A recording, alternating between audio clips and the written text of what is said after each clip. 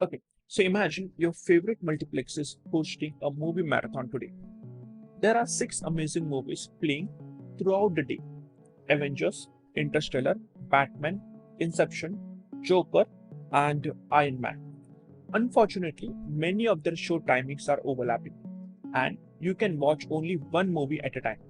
Now, here's the challenge: how can you watch the maximum number of movies in a single day? Should you simply watch the movie that start first, or is there any better strategy? So hi everyone, welcome back to AlgoXploration. My name is Samir, and in today's video, we are going to solve one of the most common, or let's say famous greedy algorithm problem: activity selection. More importantly, we are not just going to learn about the solution, we are understanding the thought process that lead us to it. So without wasting any time, let's get started. So I already walk you through the problem statement. Okay, so these are the timetables. Okay, so the Avengers start timing is 9 a.m. and end time is at 12:30 noon. Okay, and so on. Now we need to plan accordingly so that we can watch the movie maximum movies. Okay, so now, so this is the graph. Let me just have the graph over here as well. So this is the graph. Okay, now let's see the approach one. So as I was saying that the approach one would be that what if we start watching the movie that starts first, right? So if I take a look on this table, so we would be ending up watching the first movie as Avenger because it starts at 9 a.m. Then Interstellar at 9:30, Batman at 12, Inception at 2:30, Joker at 5, and Iron Man at 7:30. So this has already been sorted based on the start time, right? Now see, if I start, sorry, if I watch this first, right? Now, can I watch Interstellar? Obviously not. Why? Because we can't watch two movies at a time, only one. Okay. So if I start this, then the next movie that I can watch is after or at 12:30. So I can't watch Interstellar, right? Nor I can watch Batman because it starts at 12, right? So the movie that are left is Inception that starts at 2:30. Then this movie ends up at 5 and I can watch the Joker because it also starts at 5. So this movie is the next one. And after Joker that ends at 6, 7:30, okay, I can watch Iron Man that starts at 7:30. So over here the count of the movies is 4, right? Now we have to think that is there any better strategy? So over here what we have done, we have gone through the start time. Okay, sort the movies based on the start time. Okay, so let's tweak a little bit. Okay, instead of going for the start time, let's go for the end time. Okay, the movie that ends first. Now let's take this only, then I'll tell you that after sorting what will the table look like. Okay, see, the movie that ends first is Interstellar at 12 noon, then Avenger, then Batman, Inception, Joker, and Iron Man. So I just need to swap this two because Interstellar ends first, right? So if I have this,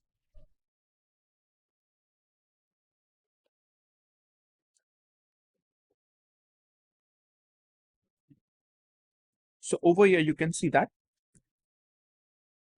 the table is now sorted based on the ending time. Okay, 12, 12:30, 2:35, 7:30, and 10, right?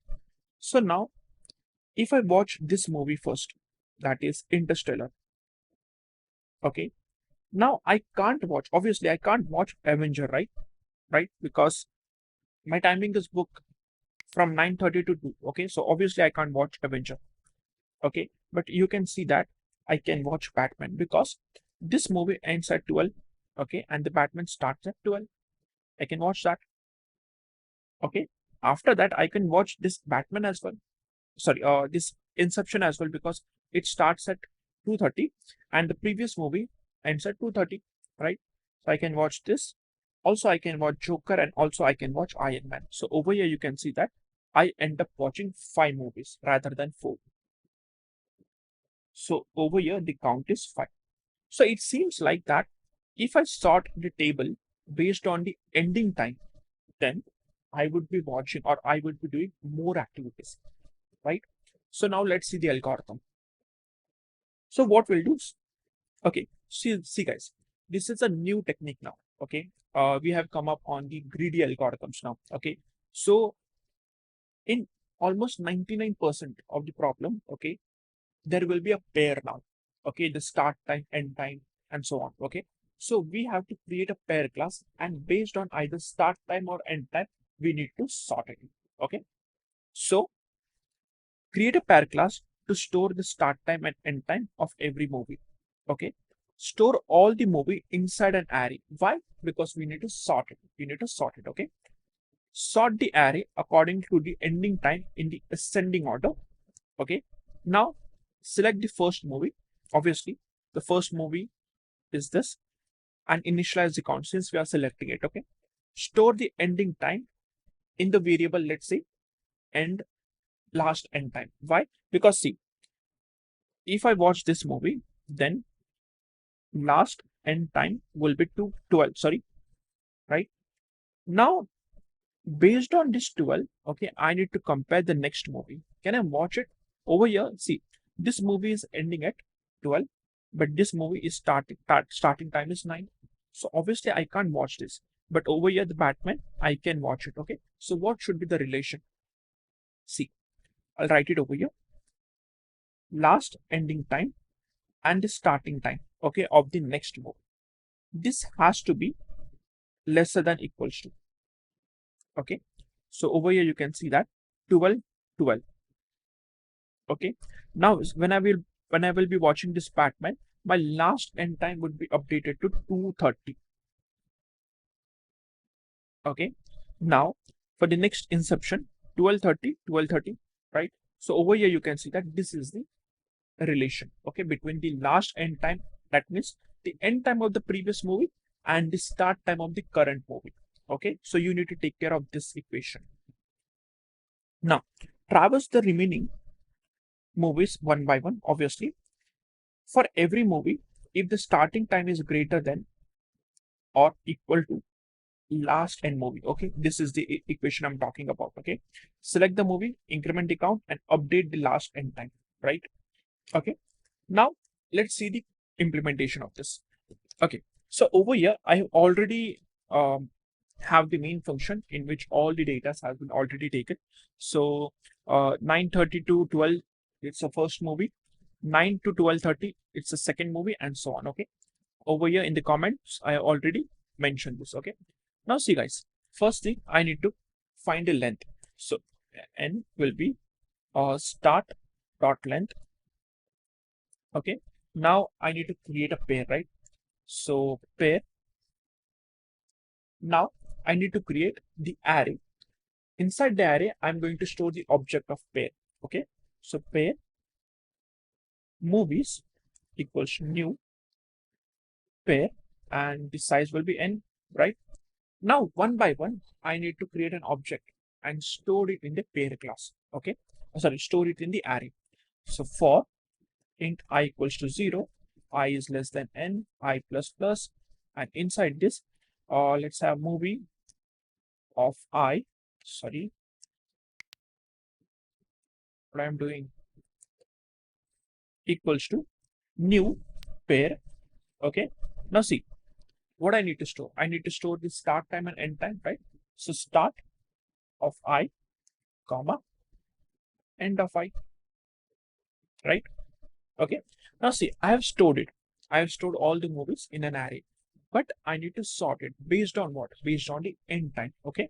So over here, I will be going to have the array dot sort. Okay. So array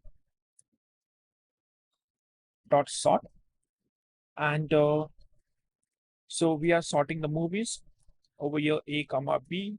It's a lambda function, and since we are sorting it based on the end time in the ascending order, so a dot end minus b dot end. right? Okay, the sorting is done. Now let's have the count as 1 and the int last end time as, just a moment, movies of 0 dot end time, right? Okay, so now we have selected the first movie. Okay, now here comes the for loop. Okay, so it will be initialized from 1 because we already selected the first movie. So I is less than n, I plus plus. Now see, how can I select the next movie?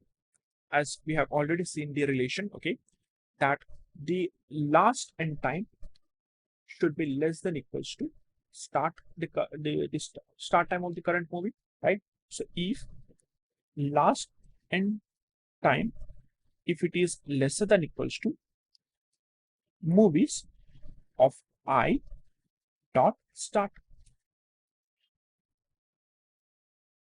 right?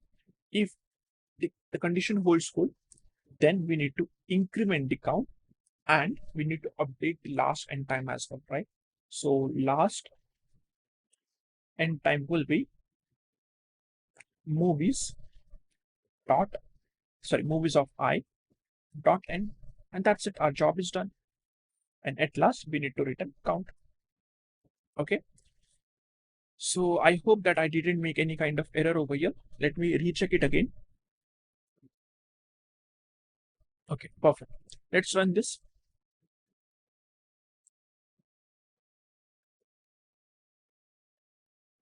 Okay. So the error is at line number 17. I'm so sorry for that. It's an array.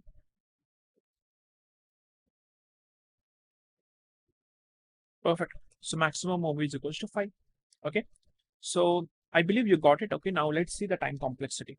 Now see guys, we are only concerned about the activity selection function. Okay. So this for loop will be going to run for n time, right? Because we are just storing the objects in the array. Okay. But this over here, we are sorting it. Over here, we are sorting it. Okay. So we are sorting based on the n time. So if there are n objects, so it will be n log n, right?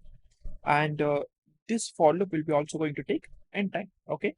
So if we talk about the time complexity, it will be n plus n log n plus n, right? Over here, we can see that the dominant function is order of n log n. That's it. So this is the time complexity. Okay. Now talking about the space complexity, over here, we have taken the array, right? So the space complexity will be order of n. That's it. So I hope that you got it. Okay. And that's how we solve the activity selection problem using the greedy approach. The biggest takeaway from this problem isn't the code. It's the intuition behind choosing the activity that finishes the earliest. Once you understand this way of thinking, many problem or many other greedy algorithms or problems will start making much more sense because the goal is always to make the best possible decision at the current step. So if you found this video helpful, don't forget to hit the like button and subscribe to this channel. In the next lecture, we'll continue with our greedy algorithm playlist with another interesting problem. Until then, keep practicing and keep learning. I'll see you in the next one.